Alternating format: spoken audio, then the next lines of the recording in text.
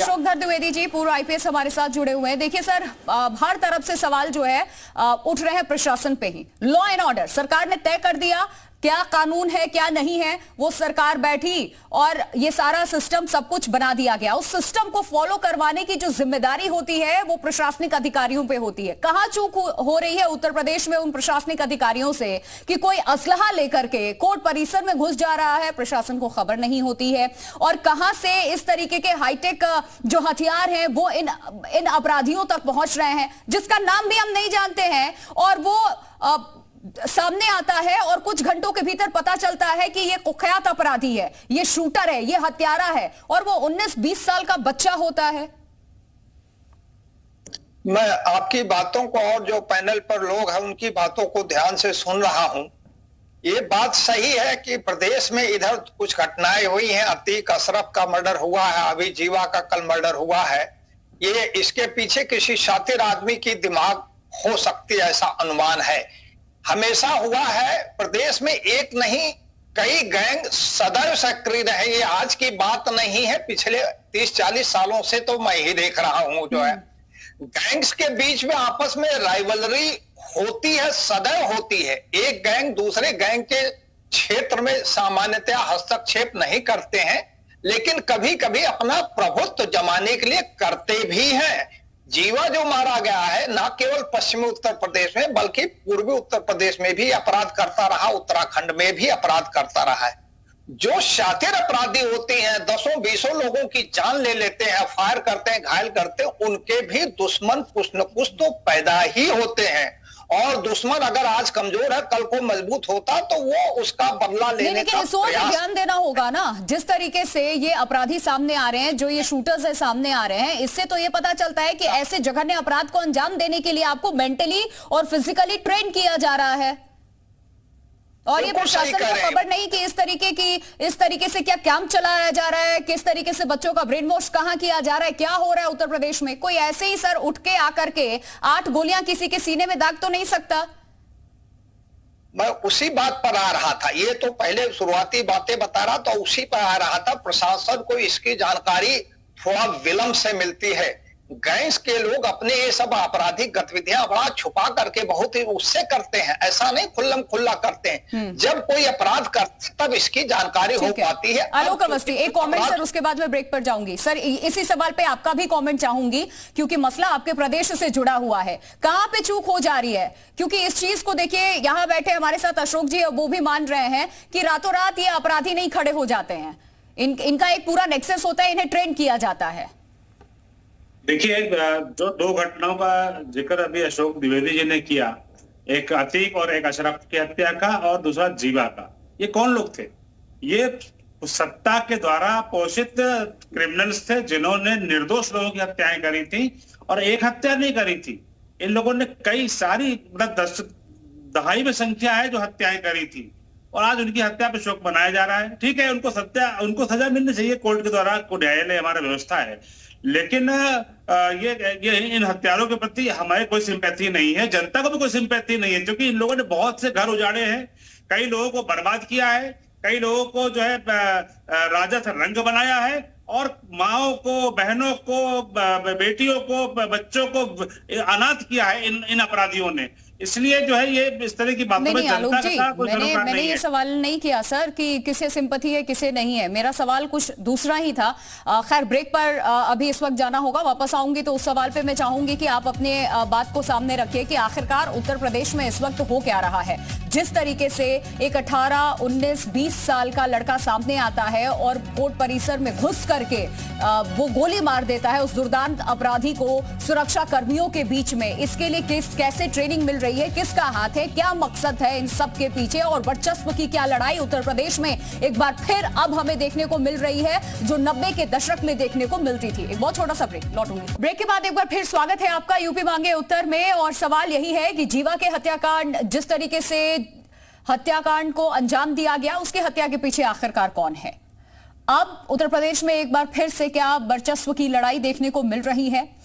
तमाम खास मेहमान हमारे साथ इस चर्चा में बने हुए हैं और सबसे पहले आलोक अवस्थी जी, मैं आपका ही रुख कर रही हूं। ब्रेक पर जाने से पहले जो सवाल मैंने किया था सर, मैं चाहूंगी उस पर जरूर जवाब दीजिए कि उत्तर प्रदेश में अब सरकार को इस ओर भी ध्यान देना होगा। एक तरफ आप कह रहे हैं कि दुर्दांत जो अपराधी हैं उनका खात्मा आपने किया, उनका सफाया आपने किया, लेकिन ये जो अपराधी अब धीरे धीरे पनप रहे हैं एक बार फिर से, इनसे कैसे निपटेंगे आप?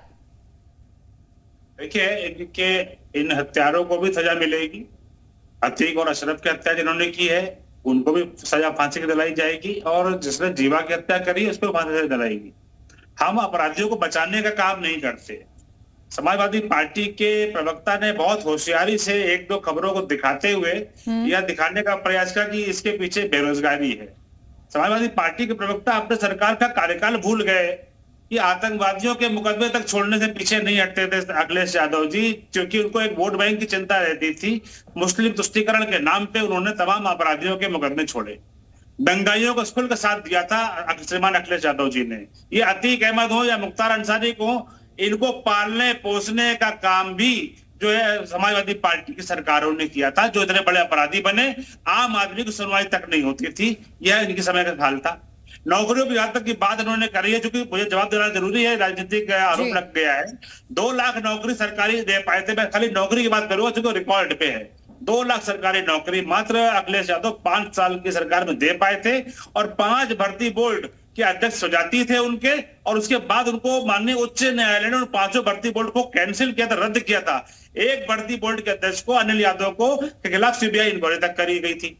हमारी सरकार ने 5.5 लाख नौकरियां दी 5 साल में, जो कि आदित्यनाथ की सरकार ने। इनकी नौकरियों से 2 गुने से अधिक हमने नौकरियां। फिराज किदवई जो आरोप लगा रहे हैं सिरे से आलोक जी, उसको खारिज कर रहे हैं।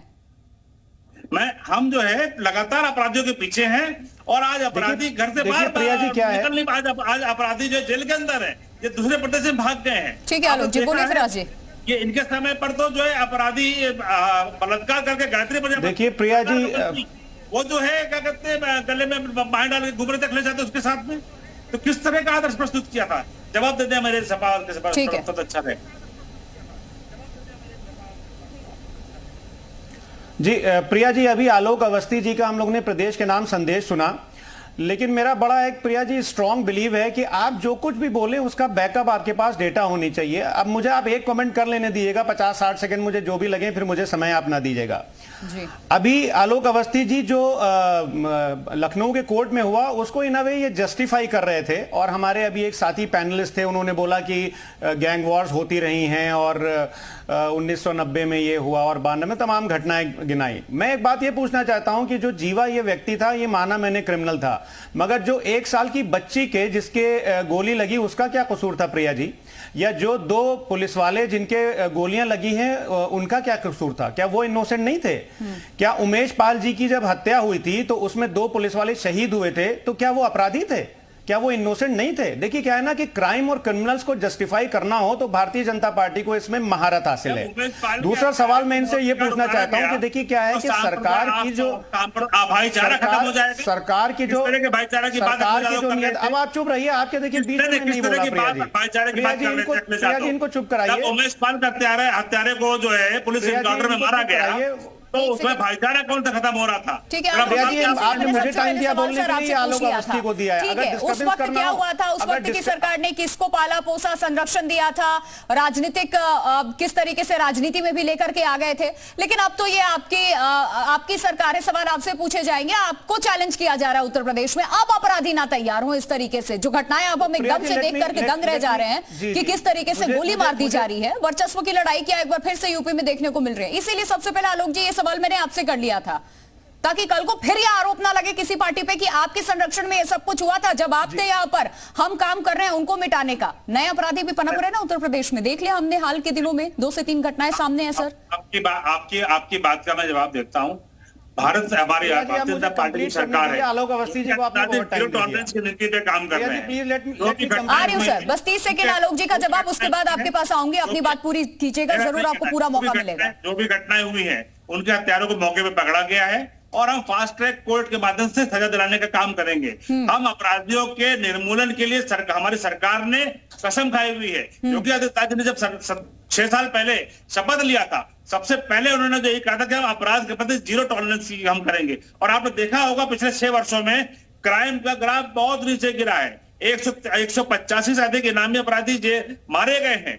15,000 से अधिक इनामी अपराधी पुलिस के जो इनका क्रैकडाउन ऑपरेशन होता है उसमें पकड़े गए हैं।